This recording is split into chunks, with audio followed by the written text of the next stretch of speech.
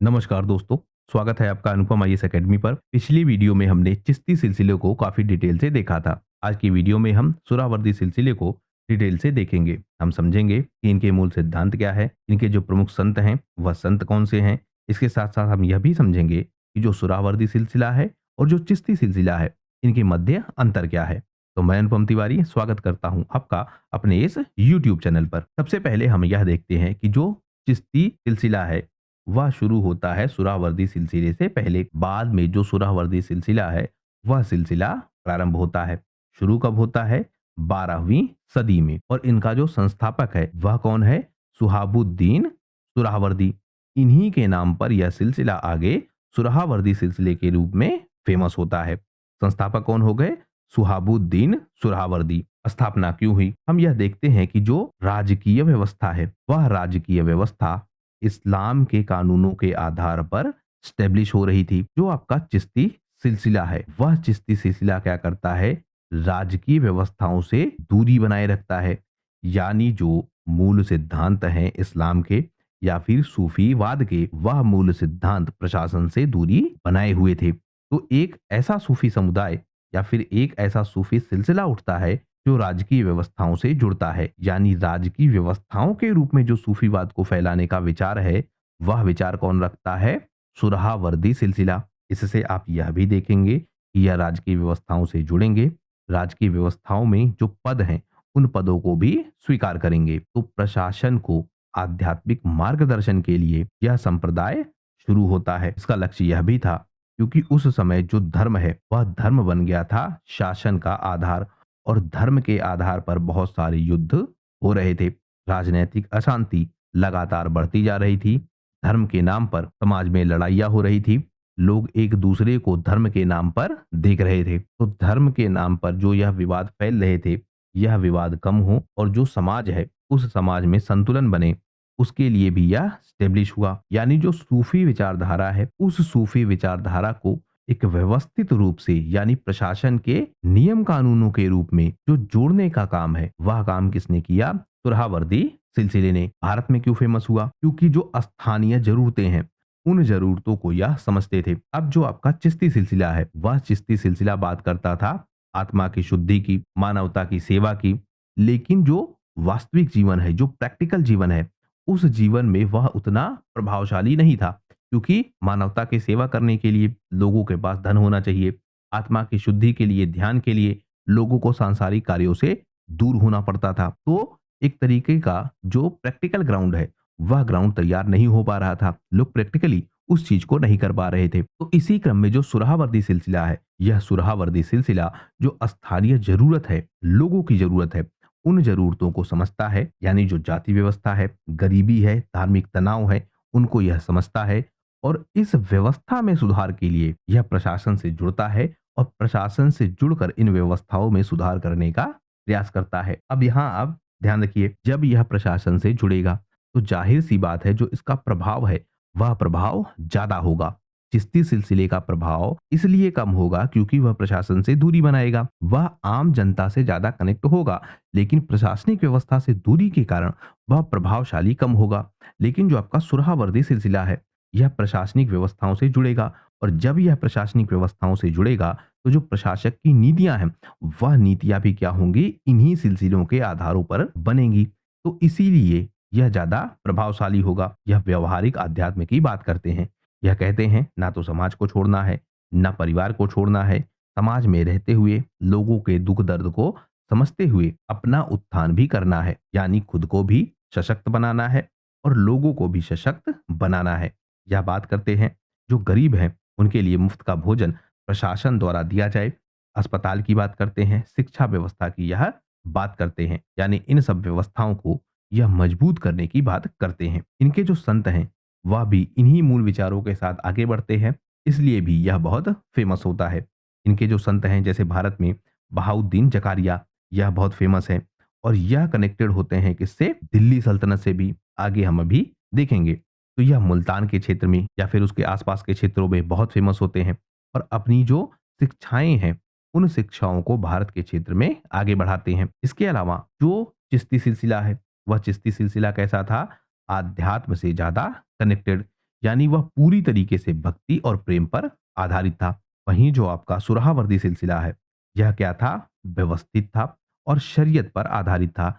यानी जो शरीयत के नियम कानून है, उनसे ज़्यादा कनेक्टेड था, प्रशासन से जुड़ा था और इसलिए यह व्यवस्थित क्रम में आगे बढ़ता हुआ हमको दिखता है। यानी जो दिल्ली सल्तनत है, वह जो अब नियम कानून बनाएगी, उन नियम कानूनों में जो सुराहावर्दी सिलसिला है, इसका प्रभाव हमको ज़्यादा देखने को मिलेगा। इससे हमको यह भी दिखता है कि जो राजनैतिक व्यवस्था है, उस राजनैतिक व्यवस्था में सुराहावर्दी सिलसिले का प्रभाव काफ़ी ज़्यादा हमको दिखता है। अब यहाँ एक प्रश्न उठ सकता है, प्रश्न क्या? जो सुराहावर्दी सिलसिला है, इन्होंने राजकीय संरक्षण और राजकीय पद, क्योंकि जो काजी का पद है, उन काजी के पदों पर यह सुराहावर्दी सिलसिले के लोग नियुक्त होते थे, स्पेशली दिल्ली सल्तनत के दौरान। तो इन्होंने इन पदों को क्यों स्वीकार किया? वहीं जो आपका चिश्ती सिलसिला है, वह चिश्ती सिलसिला प्रशासनिक पदों से दूर था या फिर प्रशासन से काफ़ी दूर था। राजनीतिक व्यवस्थाओं में वह शामिल नहीं था। तो सुराहावर्दी सिलसिले ने ऐसा क्यों किया? इसका कारण अगर हम ढूँढें, तो सबसे पहले हमको यह मिलता है कि जो धार्मिक व्यवस्था है और जो सामाजिक व्यवस्था है, इन दोनों में समन्वय हो। यानी धार्मिक व्यवस्था के जो सिद्धांत हैं और समाज को चलाने के जो सिद्धांत हैं, जो बना रहा है कौन? राजा या फिर सुल्तान। तो इन दोनों सिद्धांतों को आपस में मिलाया जाए और ऐसे सिद्धांत बने जो धार्मिक व्यवस्थाओं के तहत भी ठीक हों और समाज के जो मूल उद्देश्य हैं, उन उद्देश्यों को भी पूरा करें, उनके लिए भी ठीक हों।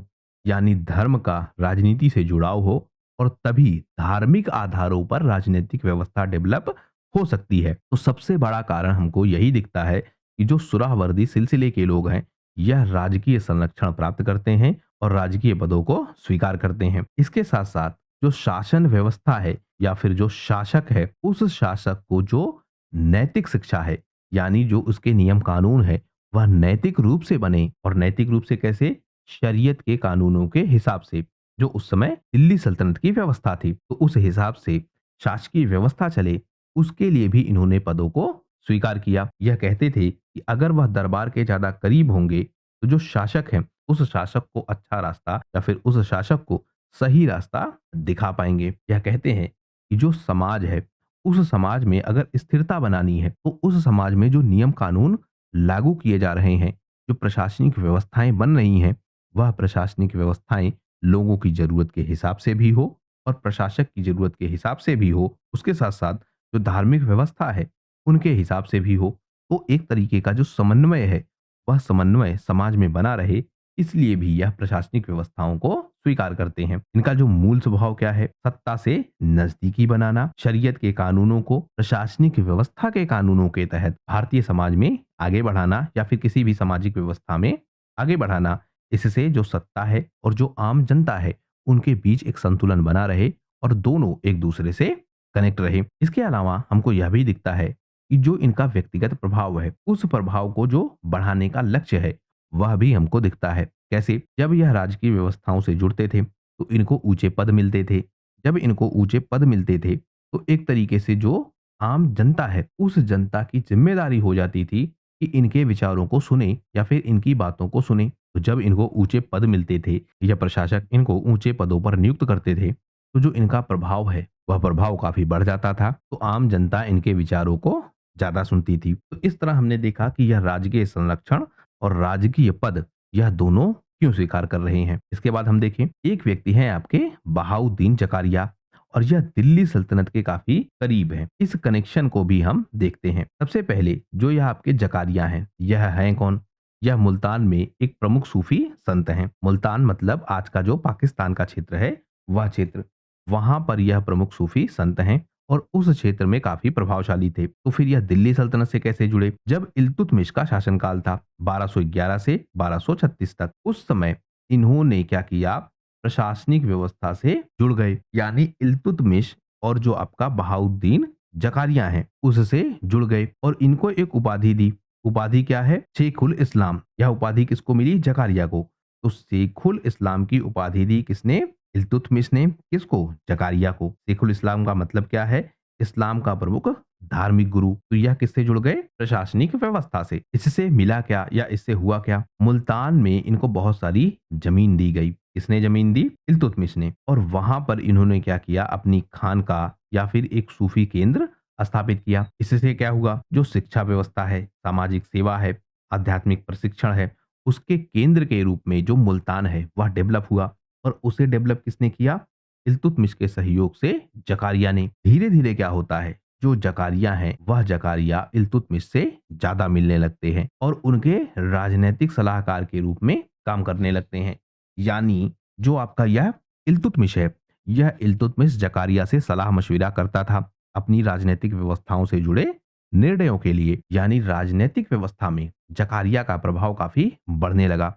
तो इल्तुतमिश से यह कनेक्शन स्टेब्लिश हो गया। इसी क्रम में हम देखते हैं कि जब दिल्ली सल्तनत का दौर है, तो उस दिल्ली सल्तनत के दौर में यह सूफी संत, स्पेशली जो सुरहावर्दी सिलसिले के सूफी संत हैं, वह दिल्ली सल्तनत से काफी जुड़ते हैं और धीरे धीरे जो दिल्ली सल्तनत की प्रशासनिक व्यवस्था है उसमें अपना प्रभाव बढ़ाने लगते हैं। यानी जो धार्मिक व्यवस्था है और जो प्रशासनिक व्यवस्था है, यह दोनों आपस में जुड़ जाती है। धार्मिक व्यवस्था से जो जनता है, वह जनता जुड़ती है किससे? प्रशासन से। और दिल्ली सल्तनत को मिल जाती है मान्यता। तो दिल्ली सल्तनत को मान्यता दिलाने के पीछे भी जो आपके यह सुराहावर्दी संत हैं, यह संत काफी योगदान देते हैं। जैसे इल्तुतमिश का शासनकाल हमने देखा, इसके बाद जो रजिया सुल्तान है, इनके अगले जो उत्तराधिकारी हैं, उन सब के समय हम देखते हैं कि जो आपके यह सूफी संत हैं, यह सहयोग करते हैं और जनता को कनेक्ट करते हैं किससे? प्रशासन से। इससे जो शांति व्यवस्था है और जो स्थिरता है, यानी जो भारतीय समाज है, उस भारतीय समाज में जो यह नया धर्म आ रहा था, इस्लाम, उस धर्म को प्रशासक के रूप में स्वीकार करते हैं लोग।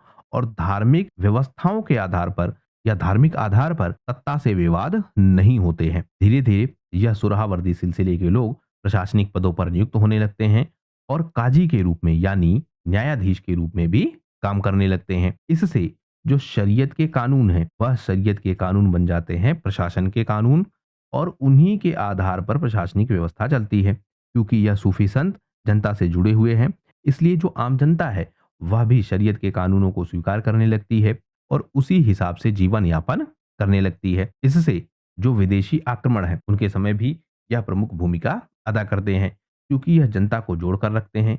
तो जो प्रशासक है, उस प्रशासक को आंतरिक सुरक्षाओं का ध्यान कम रखना पड़ता है, आंतरिक विद्रोह उसके कम होते हैं।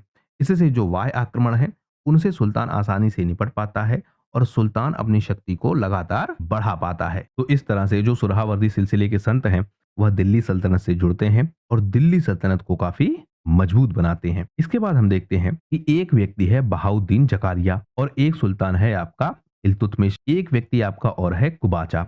अब इन तीनों का जो कनेक्शन है, उस कनेक्शन को हमें समझना होगा। जकारिया कौन है? सूफी संत। इल्तुतमिश कौन है? दिल्ली का सुल्तान। कुबाचा कौन है? यह हमको देखना होगा। तो कुबाचा आपका जो मुल्तान का क्षेत्र है और जो सिंध का क्षेत्र है, वहां का एक प्रशासक था और यह कोशिश कर रहा था कि खुद को स्वतंत्र शासक घोषित कर दे। वहीं जो आपका इल्तुतमिश है, वह कोशिश यह कर रहा था कि कुबाचा को अपने प्रशासन के अंतर्गत लाया जाए और अपने प्रशासनिक क्षेत्र को सिंध और मुल्तान तक फैलाया जाए। यानी कुबाचा को अपने अंतर्गत लाने का प्रयास कर रहा था कौन?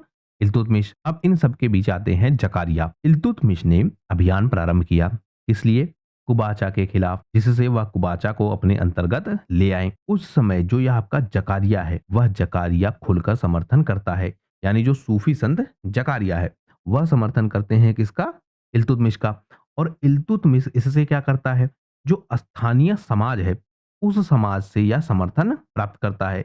यानी आम जनता इसके प्रति समर्पित हो जाती है जब यह कुबाचा पर आक्रमण करता है और कुबाचा को अपने अंतर्गत लाने का प्रयास करता है। यानी जनता इसके आक्रमण को उचित ठहराती है। और यह काम किसने किया? जकारिया ने। इस तरह हम यह भी देखते हैं कि जो यह सूफी संत हैं, यह शासक द्वारा किए गए किसी आक्रमण को, या हम कहें शासक द्वारा किए गए किसी नरसंहार को, क्योंकि जब भी युद्ध होगा लोग मरेंगे, तो शासक द्वारा किए गए किसी भी नरसंहार तक को यह सूफी संत क्या कर देते थे? जस्टिफाई करवा देते थे। और उससे क्या होता था? आम जनता इसको स्वीकार कर लेती थी और जो प्रशासक है, उस प्रशासक की जो वैधता है, वह लगातार बनी रहती थी। इल्तुतमिश ने कुबाचा को अपने अंतर्गत शामिल किया और उसके बाद जो यह आपके जकारिया हैं, इनको उपाधि दी शेख उल इस्लाम की, यानी इस्लाम का सर्वोच्च धार्मिक अधिकारी। तो इस तरह से हम कनेक्शन देखते हैं किसका? जकारिया का और इल्तुतमिश मिशका। इसके बाद हम यह भी देख लेते हैं कि जो सुरावर्दी सिलसिला है, इसके जो प्रमुख संत हैं, वह संत कौन से हैं? क्योंकि इनसे संबंधित प्रश्न भी पूछा जाता है। जो प्रमुख संत हैं, उनकी चर्चा हमने कर ली और किस तरह से वह प्रशासनिक व्यवस्था से जुड़े थे, वह भी हमने देख लिया। लेकिन सारे संतों को जो प्रमुख हैं और जिनसे संबंधित प्रश्न पूछा जाता है, उन्हें भी हम एक जगह देख लेते हैं। सबसे पहले हमने बात की सिहाबुद्दीन सुरहावर्दी की। इनकी एक पुस्तक है आवारिफ उल मारिफ और यह सूफी चिंतन का प्रमुख ग्रंथ है और इन्हीं को संस्थापक माना जाता है किसका? सुरहावर्दी सिलसिले का। इसके बाद बहाउद्दीन जकारिया, जिसकी चर्चा अभी हमने की, यह इल्तुतमिश से जुड़ा था और मुल्तान में यह काफी प्रभावशाली था। इसे उपाधि मिली थी क्या? शेखुल इस्लाम की। इसके बाद सैयद जलालुद्दीन बुखारी, यह भी बहुत फेमस है। इसे कहते थे मखदूम जहां, यानी यह मखदूम जहां के नाम से भी फेमस था और जो मुल्तान का क्षेत्र है उसी के आसपास यह ज्यादा फेमस था। इसके बाद सैयद अली हमदानी, यह भी जो कश्मीर का क्षेत्र है और जो मध्य एशिया का क्षेत्र है वहां पर बहुत फेमस थे। फिर शेख शरफुद्दीन याया मनेरी, यह भी बिहार के क्षेत्र में थे और इनकी जो प्रमुख पुस्तकें हैं जैसे मकतूबादे सादी, मकतूबादे सीमम, इसी के लिए यह फेमस है। तो यह सुरहावर्दी सिलसिले के प्रमुख संत हैं और इन्हीं के इर्द गिर्द प्रश्न पूछा जाता है। अब हम यह देख लेते हैं कि जो मूल अंतर है किसमें? सुरहावर्दी सिलसिले में और चिश्ती सिलसिले में। हालांकि यह अंतर काफी हद तक आप समझ चुके होंगे, लेकिन एक तरीके से क्रम के रूप में या फिर सिंक्रोनाइज रूप में इसे हम देख लेते हैं। सबसे पहले इस अंतर का आधार क्या है? राजनीतिक और शासन से संबंध। तो जो आपका सुरहावर्दी सिलसिला है यह प्रशासन से जुड़ेगा, जो चिश्ती सिलसिला है यह प्रशासन से दूरी बनाए रखेगा। राजकीय पद सुरहावर्दी सिलसिला स्वीकार करेगा और चिश्ती सिलसिला स्वीकार नहीं करेगा। जीवन दृष्टि की अगर हम बात करें तो यह क्या करते हैं? जो आपके सुरहावर्दी सिलसिले के लोग हैं, यह कहते हैं कि जो सामाजिक व्यवस्था है और जो प्रशासनिक व्यवस्था है उनमें सक्रिय रूप से योगदान करना चाहिए और उन्हीं के माध्यम से जो मूल विचार हैं इस्लाम के या फिर सूफी परंपरा के, उन्हें आगे बढ़ाया जा सकता है। जो चिश्ती संप्रदाय है वह कहता है कि जो आध्यात्मिक साधना है, भक्ति है और सेवा है, उसी के आधार पर हम अपने सूफीवाद को आगे बढ़ा सकते हैं। तो दोनों की जो जीवन दृष्टिकोण है उनमें भी अंतर हमको मिलता है। धार्मिक दृष्टिकोण की अगर हम बात करें तो सुरहावर्दी सिलसिला क्या कहता है? शरीयत के कानूनों की व्यवस्था को मानता है।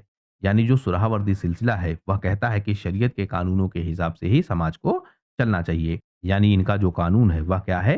कठोर है। यानी सुरहावर्दी सिलसिला शरीयत पर डिपेंडेंट है और शरीयत के हिसाब से ही चलना चाहता है। वहीं जो आपका चिश्ती संप्रदाय है यह बात करता है आम मानव की और इसलिए हम यह भी देखते हैं कि कई बार यह इस्लामी कानूनों से भी दूर होता है। तो यह इनके धार्मिक दृष्टिकोण में भी अंतर है।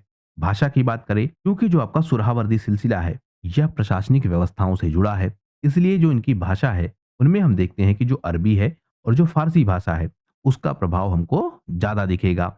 वहीं जो आपका चिश्ती सिलसिला है, क्योंकि यह आम जनता से ज्यादा जुड़ा है, इसलिए जो आम जनता की भाषा है वह भाषा हमको ज्यादा प्रभावशाली दिखेगी या उस भाषा में यह ज्यादा प्रभावशाली दिखेंगे। इनका जो प्रभाव होगा वह क्या होगा?